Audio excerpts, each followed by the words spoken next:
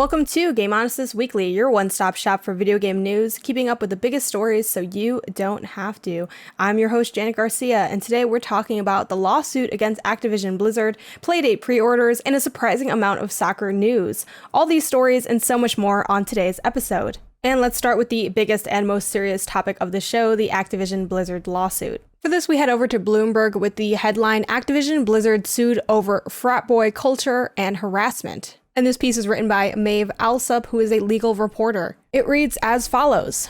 Video game giant Activision Blizzard, maker of games including World of Warcraft and Diablo, fosters a, quote, frat boy culture in which female employees are subjected to constant sexual harassment, unequal pay, and retaliation, according to a lawsuit filed by the California Department of Fair Employment and Housing. A 2-year investigation by the state agency found that the company discriminated against female employees in terms of conditions of employment, including compensation, assignment, promotion, and termination. Company leadership consistently failed to take steps to prevent discrimination, harassment, and retaliation, the agency said. According to the complaint filed Tuesday in the Los Angeles Superior Court, female employees make up around 20% of the Activision workforce and are subjected to a, quote, pervasive frat boy workplace culture, including cube crawls, in which male employees drink copious amounts of alcohol as they crawl their way through various cubicles in the office and often engage in inappropriate behavior toward female employees. The agency alleges male employees play video games during the workday while delegating responsibilities to female employees, engage in sexual banter,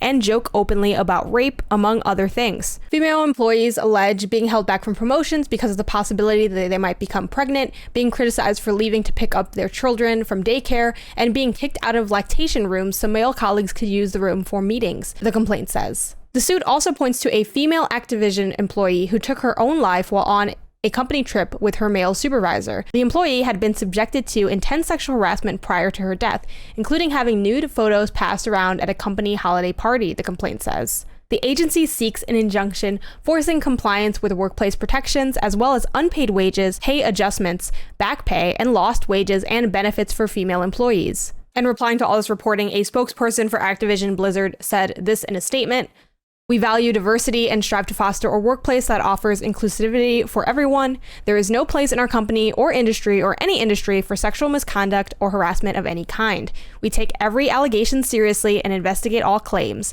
In cases related to misconduct, action was taken to address the issues." The company also said, the DFEH includes distorted and in many cases false descriptions of Blizzard's past. We have been extremely cooperative with the DFEH throughout their investigation, including providing them with extensive data and ample documentation, but they refused to inform us what issues they perceived. The picture the DFEH paints is not the Blizzard workplace of today, the company said. And again, to reiterate, the causes of action for this lawsuit are employment discrimination because of sex, retaliation, failure to prevent discrimination and harassment, and unequal pay.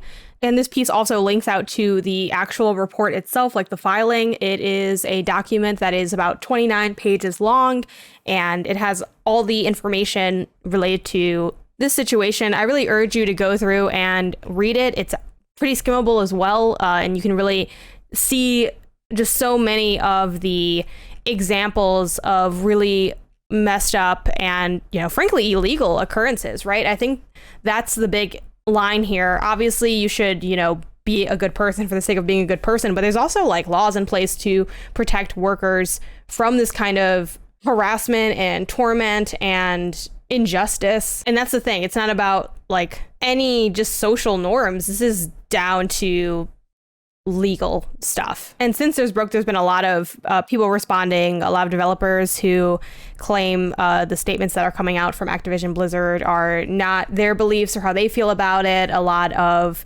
feelings that the company is, gaslighting further to kind of cover up the truth of the problems that are at the company. I want to pull in this fantastic tweet from Cher Scarlett, who has 20 years of engineering experience, is currently at Apple, but before that was at Blizzard, as well as a number of other organizations. And Cher had linked out to Kotaku's coverage of this lawsuit and said, "This is certainly long overdue. I would be hard-pressed to find someone that wasn't witness to sex in the game lounge, coke in the bathrooms during a cube crawl, or a woman who wasn't sexually harassed at least once. I am so proud of these women." Scarlett then continues on to say, Blizzard has claimed the DFEH report is false, misleading, and irresponsible. I can tell you that I knew what was going to be in this report before I read it, because during my time there, for only a year, I witnessed all of these things, and name names. On the phone with old coworkers crying in validation. As someone who was harassed, violated, retaliated against, had a false report filed against me that was acted on by one of my harassers, and watched one of my best friends be traumatized over and over again by the men in power at this company, I can't express the relief I feel. Watching the men in power be rewarded over and over again over the last 7 years, being blacklisted after publicly reporting on my own harassment/revenge porn, hoarding by a community moderator, their names in this report, it means everything. I want justice for all of us.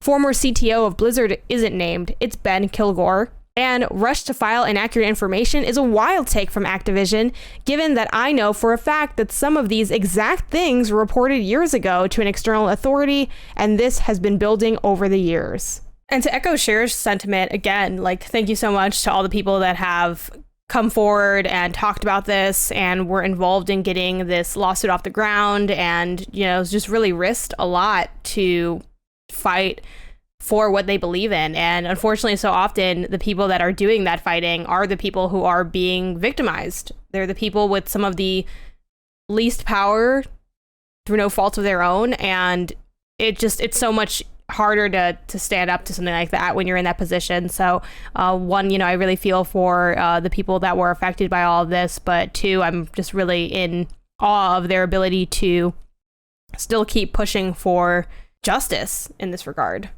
So we'll see how this goes as it develops. Activision Blizzard's not the only company that has had, you know, lawsuits of this ilk. This is, I think, a really extreme case in just how many stories there are, how horrific a lot of these stories are. Again, looking back at that document, there's mentions of a lack of trust with HR being too close to alleged harassers for people to feel comfortable approaching HR and feeling like there wasn't really a good result from it. And there's just so much in this report that I feel like we could spend the entirety of the episode on it. But again, I urge you to check it out yourself. Go to especially page 11 of the document, the factual allegations section. I'm going to read a little bit from that now. Mentions of things like women were afforded less stock and incentive pay opportunities. Women were steered into the lower levels of defendants' hierarchies and often had to work harder and longer to earn equal promotion and other opportunities as their male counterparts. As an example, a female employee working for Blizzard Entertainment was assigned to a lower level role, denied equal pay, and subsequently sought a promotion because she had been carrying out duties exceeding her job description. She was repeatedly told it was not her turn and others deserved a promotion ahead of her. Ultimately, the employee was promoted after 3 years, while her male counterpart was promoted within a year of his hire, despite having started several months later. And then jumping down, again, we see intersectionality come into play with women of color were particularly vulnerable targets of defendants' discriminatory practices. An African-American employee noted that it took her 2 years to be made into a permanent employee, while men hired after her were made permanent employees. She was also micromanaged such that her male coworkers were known to be playing video games without any intervention by her supervisor, but her supervisor would call and check in on her if she took a break to go for a walk. Another African-American employee who worked on information technology was similarly micromanaged by her manager, unlike the men on her team. When she requested time off from work, her manager made her write a one-page summary of how she would spend that time off of work. When no one else had to do that write-up, the male supervisor also criticized her body language despite male counterparts slouching in meetings. She was scolded for asking for assistance, while others could get help on similar tasks without the same criticisms. These experiences led female employees to leave their employment with defendants. Again, there's just so much in that report that I just really urge y'all to take a closer look at. And really the vibe in the industry and online since this has come out has been, you know, a number of things. Obviously, people feeling, you know, vindicated, feeling finally seen and heard for the things they've experienced. Countless women across development talking about how, you know, maybe it wasn't with Activision Blizzard, but they've also seen and or experienced these kind of things. Women in games in any capacity, from PR to media to streamers, talking about how difficult it is to be in this industry as a woman. And it was definitely just like a moment of kind of stepping back and being like, man, this is like a really messed up industry.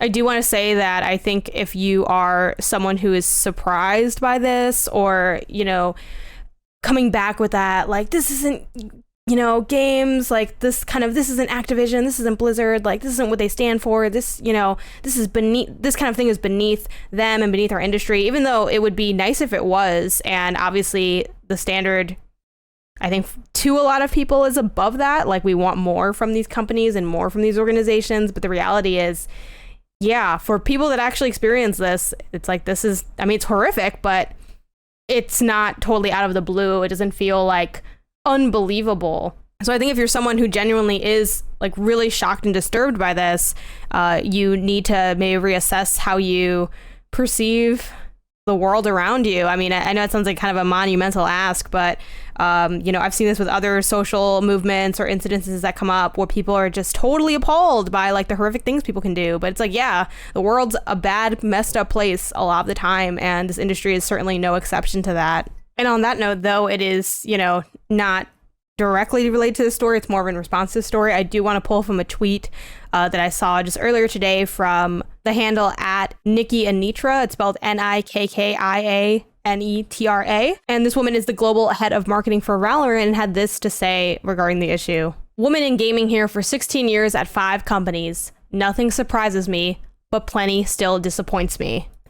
And I feel like that really hit the nail on the head for the sentiment that I'm seeing from a lot of other women who occupy the space. So again, please spread the word, read about it, share the information. And of course, there's always the age-old question of like, oh, what do we do? Do we vote with our dollar? Do we not, play games from this corporation anymore? That's always a very complicated issue. I also think it's a very personal one. I also think that, not that we shouldn't be mindful of where we spend our money and who it ends up supporting, but I think there's no ethical consumption under capitalism thing does ring true a little bit here, though also, again, like we can say that all day long, and then at the end of the day, maybe that doesn't necessarily mean that we can't be more thoughtful about where we spend our money, but that is kind of the reality of how everything is sort of set up to be.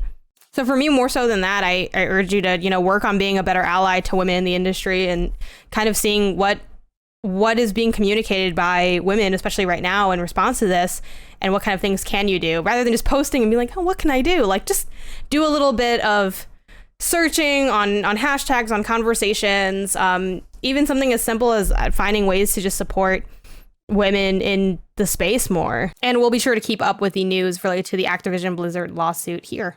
Shifting gears, last week was all about the Steam Deck, and now it's all about the Playdate. Not actually, but to me, it kind of is, because I really want the Playdate. So here are the details. On Thursday, July 29th, 2021 at 10 a.m. PT, Playdate pre-orders will open up. Here's some notes regarding pre-orders. Pre-orders will not sell out. The first batch of 20,000 Playdates should ship in late 2021. Additional orders will ship in 2022. We'll adjust 2022 production based on demand. Pre-orders require full payment, but can be canceled anytime for a full refund. Units are limited to 2 per person. Playdate and Playdate covers will be available. The Playdate stereo dock will be coming later. We're initially shipping to the following countries, and they have a link listed out. And if yours isn't included, make sure to take the survey that's listed in there. Lastly, all major credit cards accepted, pretty standard. And finally, while we've worked hard to prepare for this launch, it's likely something will go wrong, which the transparency they have is like unreal. So we thank you so much in advance for your patience, understanding, and good vibes. In short, it's actually happening. See you next week. And for those who need a refresher on, wait, what's the Playdate again? The Playdate's awesome. It's cool. It looks really interesting. It's a little handheld.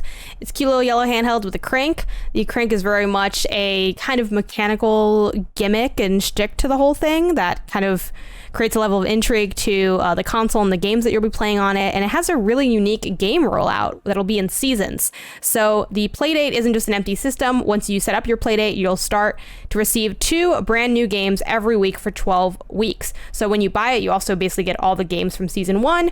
I'm not sure if they're going to do a season 2 and if that'll be free or how that'll all work out, and they're also going to have the ability to make your own games and distribute those. There's a Playdate developer site where you can just download the games. The Playdate pre-order will be $179. And if you also want to get the Playdate cover that kind of just like clamps around it and, covers the device, that will be $29.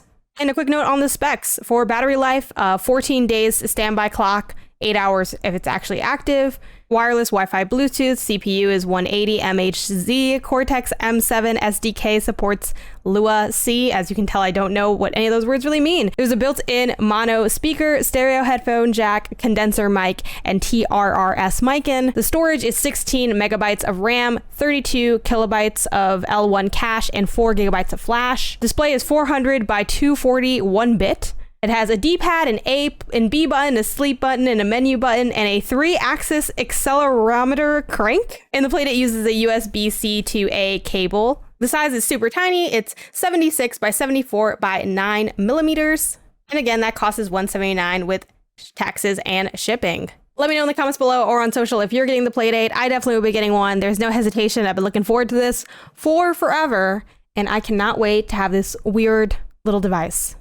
Speaking of devices, Nintendo says it has no plans to release another Switch model right now. This comes from Joe Scrubbles over at IGN. It reads as follows. Nintendo has formally denied a report saying it would see increased profit margins with the new Switch OLED model, and also said it has no plans to release another model at this time as rumors of a Switch Pro continue to swirl. Last week, Bloomberg released a report saying that the OLED model cost Nintendo around $10 more to manufacture per unit from the original Switch. With a $50 price increase at retail, that would see a higher profit margin for the company. However, Nintendo's investor relations Twitter account today formally denied the report. The message reads, a news report on July 15, 2021 claimed the profit margin of the Nintendo Switch OLED model would increase compared to the Nintendo Switch. To ensure correct understanding among our investors and customers, we want to make clear that the claim is incorrect. Jumping down the piece, it says, we also want to clarify that we just announced the Nintendo Switch OLED model, which will launch in October 2021, and have no plans for launching any other model at this time. Scrubbles then further contextualizes the story, writing, it's extremely rare for Nintendo to comment on rumors about its products in this way. It's worth pointing out, however, that Nintendo's language in the second tweet doesn't specifically rule out announcing a new model at a later date, and it's used similar language in the recent past. In February, Nintendo president Furukawa was asked if the company would announce a new Switch model, to which he replied, we do not have plans to announce a new model. The Switch OLED was announced just 5 months later. I do think it's really interesting that Nintendo commented on this rumor because, as Scrubbles points out, like, they don't comment on rumors and most companies don't comment on rumors. So to me, that communicates they really didn't want this to become anything anyone clings to. I think as far as the profit margin angle, I think they want to make sure people don't think that the Switch OLED is just a cash grab for them and that it actually is like an improvement, that it has a fair price based on the things that are added to it. And as far as a new Switch model, I think whether or not Switch Pro is real, we can debate that all day based on nothing because we don't have any information on it or on what's going on at Nintendo in regards to this, at least none that we can really have complete credence in. So whether or not the Switch Pro is coming out, that is what it is. That's whatever. But it does feel like they don't want that rumor around regardless. Now, if it's because they want to be able to announce it on their own terms or because they have other SKUs lined up before the Switch Pro and the Switch Pro is actually the Switch 2 or just whatever happens for whatever reason, for whatever excuse, I feel like they want to downplay that. I also suspect, I don't think this will really hurt them financially because I imagine the Switch OLED is going to sell fine, and most people are not this tuned in to gaming news like that anyway. But I'm sure there were people that were upset with the Switch OLED because of the Switch Pro rumor specifically. And I know I wouldn't have cared or been invested in any way about a new Switch SKU if I hadn't been hit over the head with so many rumors, especially in the lead up. And then for this to have just one or two of the many things we heard we were going to get ended up being disappointing, but then I was like, well, I can't be disappointed because they didn't tell me. And I would think they want to keep that negative energy away from their products. So that'd be my guess on why they talked about it in the first place. But it did just strike me as peculiar. So I thought I'd include it, and we'll see what's going on at Nintendo over the years. Speaking of seeing what's going on, we have an update regarding Netflix and gaming. Jay Peters over at The Verge writes, Netflix's gaming expansion starts with mobile. Netflix revealed that its initial efforts in gaming will be focused on mobile games, and that games will be included with users' Netflix subscriptions, the company announced as part of its second quarter earnings report on Tuesday. The news comes just days after the company said it hired former EA and Oculus exec Mike Verdu to head its gaming work. Here's what Netflix said about gaming from its letter to investors. We're also in the early stages of further expanding into games, building on our earlier efforts around interactivity, examples given Black Mirror Bandersnatch, and our Stranger Things games. We view games as another new content category for us, similar to our expansion into original films, animation, and unscripted TV. Games will be included in member subscriptions at no additional cost, similar to films and series. Initially, we'll be focused on games for mobile devices. We're excited as ever about our movies and TV series offering, and we expect a long runway of increasing investment and growth across all of our existing content categories. But since we are nearly a decade into our push into original programming, we think the time is right to learn more about how our members value games. There are still no details on what type of games will actually be available, and there's no word on how games will be delivered to Netflix subscribers. So it definitely still leaves us with, I think, plenty of questions, but mobile gaming, it just gets bigger and bigger. I mean, I think mobile gaming has been big for some time. It's just that people were, have that stigma against mobile gaming, but certainly even in just recent history, Pokemon Go, Fortnite being on mobile, Apple Arcade. Just earlier today, I was looking at the Backbone controller, and a lot of people were like buzzing about that when I had posted about it, which is used for like xCloud and used for Apple Arcade. Despite the fact that none of us are going anywhere, people really want to be on the go with their gaming stuff. And something I didn't end up reading from this Verge article, but I thought was like a cool shout out, is they integrated that quote from 2019 about, we compete with Fortnite more than HBO. And I think the idea of Netflix looking at gaming and saying, hey, this is a really viable vertical within the entertainment world is interesting. And I think overall good for games. I mean, at the end of the day, it's so odd because there is so much gatekeeping in gaming, but you would think that unless the games are like highly problematic or something, we would just want more people to play more games, regardless of the kind of games or how they choose to play. But there is still so much weird tribalism in games and all that. But, putting all those issues to the side, more people playing games is ultimately, I think, good for the medium and getting that visibility and, making it a bigger deal and legitimizing it and drawing more people into the field and just so many other benefits. So, I'm here for Netflix gaming.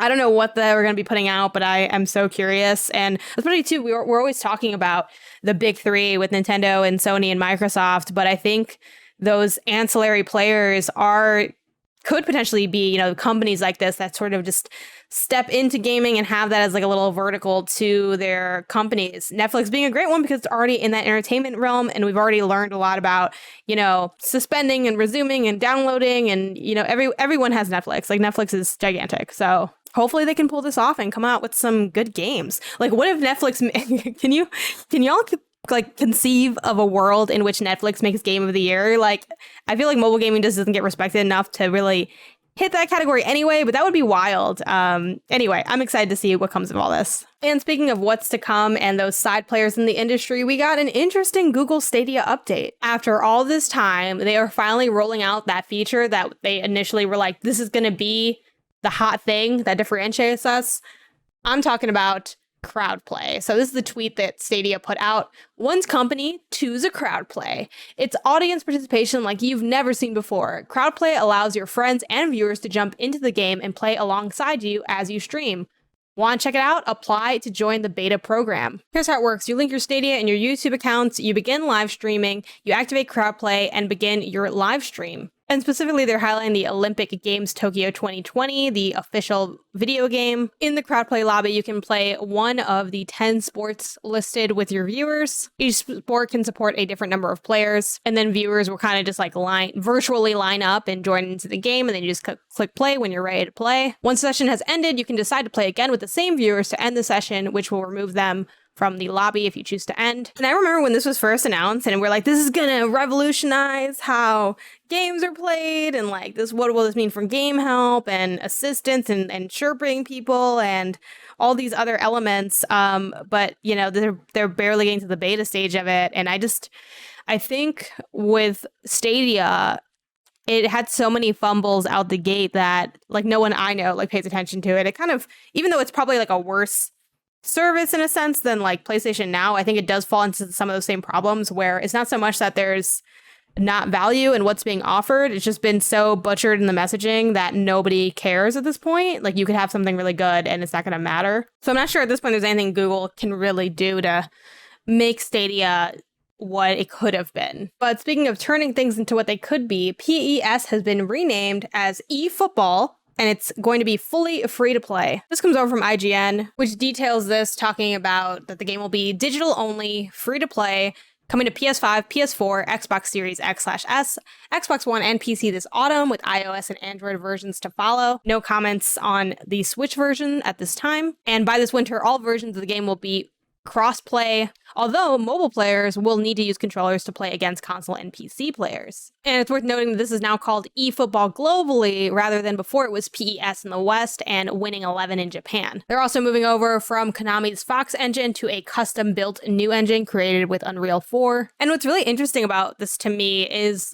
sports games, like these annualized sports games, are, for the people that play them, the game that you know you're going to buy every year. And sometimes, the updates are like really significant. Sometimes they're not as much, but you're going to buy it every year because you want the new game, you want the new rosters and things like that. So to have something that's like a free option is just really interesting because it kind of removes that somewhat annoying barrier of having to keep buying it over and over again. And for someone like me who plays FIFA and has never played PES, which again is now called eFootball, it's like, okay, well, this doesn't cost me anything to try out. I don't know if there's a world where I would be completely converted over into PES. I just struggle to imagine it being like so much better than FIFA or comparable to FIFA that I would be down to just swap out and remove FIFA entirely from my like gaming repertoire. But I'm definitely going to try PES, and I wasn't going to try it if it wasn't free to play. And I think that's kind of the point of the move, right? So definitely an interesting one. And for more soccer news, Football Manager is finally getting women. This comes from Owen S. Good over at Polygon, who writes, future editions of Sega and Sports Interactive's acclaimed Football Manager simulation franchise will include professional women's soccer,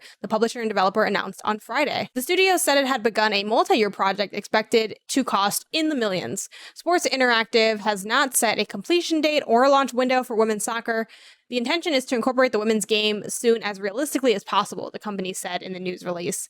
Sports Interactive's development team is committed to ensuring that women's football is represented as authentically as possible with the level of realism and attention to detail that the series is renowned for. The statement added, and will not announce a launch date until these standards have been met. Personally, I don't play Football Manager. Maybe I'm not against playing it. I'm just not particularly super interested in that side of the sim element of the sport, but I'm always here for more integration of women's sports within these sports simulation games. So yay, that's awesome. Especially because people were like, modding this kind of thing in before. Like, it's definitely been something that's been of desire to the community. So it's cool to see that finally being officially integrated. And for that last bit of football news, Alex Scott is a commentator in FIFA 22. This comes over from Wesley Ian Poole over at Eurogamer, who says the former professional footballer who played for Arsenal in the Women's Super League and made 140 appearances in England is the first female broadcast voice in EA Sports' FIFA franchise. He then goes on to write that this kind of came out of that recent preview event for FIFA 22. Ian Poole then continues to talk about Scott's other accolades, and ends by saying Scott's edition is a welcome but long overdue one for FIFA, which still only lets you play as women's international sides. EA has yet to say whether FIFA 22 has domestic women's teams. Again, another example of women not being included in like these sports sim games, but also, it's kind of, I guess, both, right? Because we see now this awesome inclusion of Alex Scott. And I think commentators too are like so key to the vibe of FIFA. Admittedly, a lot of times I play FIFA, I do have like my own music on, but like me and my brother, having played for a number of years, will like quote, the commentators' lines, or like, kind of copy their voices and things. Like, they become so iconic in my mind and synonymous with the game that I love so much. It'll be so cool to actually like hear a woman give her commentary on the sport. And as far as the women's teams, yeah, like that has always been a bummer. They also like don't let you play. You can play women against men in Volta, but for just a regular, for fun pickup match, you can't have like a women's international team face like a men's team, which is silly because it's like it's a game, right? Like, it's a virtual game. Like, you can have if you play house rules, you can have a soccer ball that gives you increased shooting abilities or double speed, but you can't have like a women's team face a men's team. It's kind of ridiculous to me. And the other reason that I really want like women's domestic to come is because women have like great soccer skills. Like, playing some of those international women's teams and doing those matches, like every year, me and my brother do a women's tournament where we only play with the women's teams. And they're some of our best and most intense games. Super underrated. I think you can get a trophy for playing with women's teams. And I remember seeing that pop and being like, how many people like have not normally gotten this because they're just not playing with these women's teams? Anyway, women need more love and representation and all that stuff. So I'm here for it. And I cannot wait for the day FIFA steps up the domestic side of things with women's teams. Anyway, that's not the point of the story. The point of the story is Alex Scott is here, and that's good news, and we gon' end the main stories on that with that bit of good news. Here's your quick PSA for upcoming game events. Annapurna is finally having their showcase. It's happening on Thursday, July 29th at 12 p.m. PT. They've got gameplay reveals, new game announcements, and a few more surprises. The teaser trailer shows off Stray, The Artful Escape of Francis Vendetti, Outer Wilds, Sable, and a number of other titles. So be sure to check that out if you are interested in those games or the things that Annapurna publishes. Personally, I love almost everything Annapurna publishes, or at least get intrigued by it. They just really cover a lot of genres and styles and stories that draw me in. And I've enjoyed a lot of their catalog, so I will definitely be covering that on my Twitch channel. If you want to live watch and react with me, that's twitch.tv/Gameonysus. But if you want to just catch the stream proper, it's Annapurna Interactive on their Twitch channel and on their YouTube channel. And if you're a streamer yourself, they did go out of their way to mention that it is co-stream friendly, so you can totally co-stream that without any concerns of it getting copyright stricken or anything like that. And lastly, while GDC is virtual this year, GDC 2022 has been announced as a physical event. I think things are always a little subject to change given the state of the world, but lightly mark your calendars on there. And if you're interested in going to GDC, it should be back physical next year. And speaking of game events, let's move on to our game event recap section, specifically EA Play, which happened earlier this week. We gotta look at the racing game Grid Legends, developed by Codemasters. Set to drop in 2022 at some point. Not a lot of intrigue on this one for me, since it's primarily like in that motorsport vein, which I'm just not as interested in, but we got a deep dive into that game. Apex Legends unveiled Emergence, which is the new content for Season 10, and we saw a bit of Seer in action, which is Apex's new character. Nothing too specific as far as the abilities, though it was mentioned that as far as a passive ability, Seer can sense the heartbeats of enemies when he's aiming down his sights. For tactical stuff, when he senses a heartbeat, Seer can activate his tactical ability to send drones from his chest to hunt down enemies. And as far as an ultimate, in certain gameplay situations, Seer can send out hundreds of drones, which creates a dome that tracks fast-moving enemies inside. And those details were picked up by Polygon, and their kind of roundup, write-up of the whole situation, since, you know, Apex is not exactly my game. But something that is in my wheelhouse is Lost in Random. That's right, EA Indies, EA Originals, some of my favorite content that comes out of that publisher. And Lost in Random is coming to all consoles, including the Nintendo Switch. The Switch will have games, y'all. It's happening, and PC as well.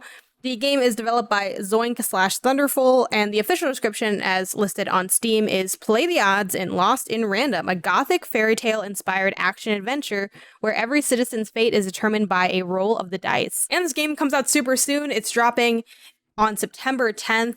It looks really fantastic. Like, the art direction is really, really cool. And what's most appealing to me is the interesting genre blend. Like, we see plenty of genre blends across games, but it's kind of taking like a little bit of like, you got the dice roll action, you have like a card element to combat, and then you also have like traditional just sort of action-y combat as well. I'm looking now at the website's breakdown of the gameplay, and it mentions accepting quests to break Random's curse, fighting back against the Queen's forces, and stacking the deck in your favor. In relation to the deck building element, it says collect cards along your journey to build a formidable deck. Each card contains new attacks, abilities, and more. Learn when to unleash them for maximum effect or combine cards for powerful combos. Super interested in this one. Again, it comes out September 10th. Knockout City had Season 2 announced, which includes a new map. It's kind of this like Hollywood themed vibe. There's new gear, there's a new soda ball, and there's just generally new rewards. Battlefield was shown off, specifically Battlefield Portal, which allows you to build the Battlefield experience of your dreams. You can kind of make your own situation. And it's interesting because it kind of features like this drag and drop coding elements of the whole thing. We get to work within the logic editor and kind of move things around. And for more details, I'm going to read from the Xbox post on this that says, at its core, Battlefield Portal gives players the opportunity to combine elements, including weapons, vehicles, classes, and much more from 4 different Battlefield games to create a wholly new experience. But it goes so much deeper than that. You'll be able to tweak nearly every element of the experience thanks to a robust editor, and then share those experiences with other Battlefield fans. It would be easier to call this user-generated content, but that's underselling it. But yeah, actually, it's mostly user-generated content, but it seems really cool. I'm here for games that, kind of lean toward a serious edge, having a little bit of goofiness to them. And lastly, the heavily rumored, basically leaked Dead Space reveal of the Dead Space remake, which wasn't even mentioned as being a remake. They just kind of showed this teaser and then dipped out of the whole thing. No idea when this is coming out. I feel like it's kind of a long ways away. And the big thing too is that it's only going to be for next-gen consoles, so only for PS5, only for Xbox Series X/S, and for PC. Moving on to games, events, releases, and updates. The new Tom Clancy game was finally unveiled, and it's Tom Clancy's X-Defiant. I'm going to read from the FAQs on the website that start off with, what is Tom Clancy's X-Defiant? Well, it's a free-to-play, fast-paced, first-person shooter. It combines intense gunplay with personalized loadouts and specialized factions as teams of gunfighters called Defiants battle for domination. Developed by Ubisoft San Francisco, Tom Clancy's X-Defiant features playable factions from the Tom Clancy universe and beyond, each with unique abilities. Pair that with an arsenal of primary and secondary weapons, attachments, and devices to complete your loadout, and go to battle with a variety of maps and modes. No official release date, but Ubisoft has announced that the first closed testing for Tom Clancy's X-Defiant will begin on August 5th. And will be available only to PC players based in the US and Canada. And now onto the For the Free section, starting with Nintendo Switch Online, which is getting these 3 games to the US. Claymates, Jelly Boy, and lastly, Bomb Buzzle. What are these games and why should you care? I have no way of knowing. Most of us don't have a way of knowing. It is what it is. This is Nintendo Switch Online. And you may be saying, well, how can you be mad at a free game? I don't know, but yet here we are. And on the Xbox side of things, here's what's coming soon to Game Pass. Already available is Battlefield 5 via the cloud, Chris Tales via cloud, console, and PC. And here's what's coming soon, though a few of these, like the July 22nd ones, are already out. If you're listening to this, and depending on when you're listening to it, some of these might also already be out. I'm just going to read through the list. Normally I like to do the summaries of the games and then the trailers and stuff too, but there's just so many games to go through, and just for sake of time, I'm just going to go ahead and read them off. But I'll link the blog post below if you want to dig into more of the details of each of these titles. But we got Atomic Crops, Cloud, Console, and PC, July 22nd. Raji and Ancient Epic, Cloud, Console, and PC, July 22nd. Last Stop, Cloud, Console, PC, July 22nd. Blinks the Time Sweeper as a little bit of a throwback. That's July 26th. Crimson Skies High Road to Revenge come to Cloud and Console, July 26th. Microsoft Flight Simulator, finally here on Xbox Series X/S, July 27th. Lethal League Blaze comes out July 29th, Cloud, Console, and PC, or rather comes to, Game Pass. Omno, Cloud, Console, and PC on July 29th. And Project Wingman comes to PC July 29th. And The Ascent comes to Cloud, Console, and PC July 29th as part of Xbox Game Pass Day 1. And lastly, for the Shut Up and Take My Money section, Reggie Fils-Aimé is releasing a book. This comes from Eurogamer that writes, former Nintendo boss Reggie Fils-Aimé is releasing a new book. Disrupting the game from the Bronx to the top of Nintendo is set to release May 2022. And I mean, I'm just here to hear more from Reggie. Who doesn't want to hear from Reggie? Reggie's great.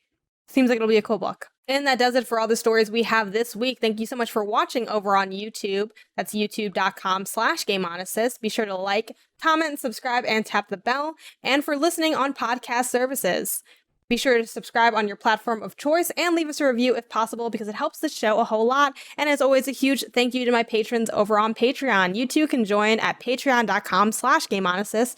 We have rewards as low as the $1, as high as the $25, so pick the one that works best for you. And as always, I will see y'all here next week. Bye.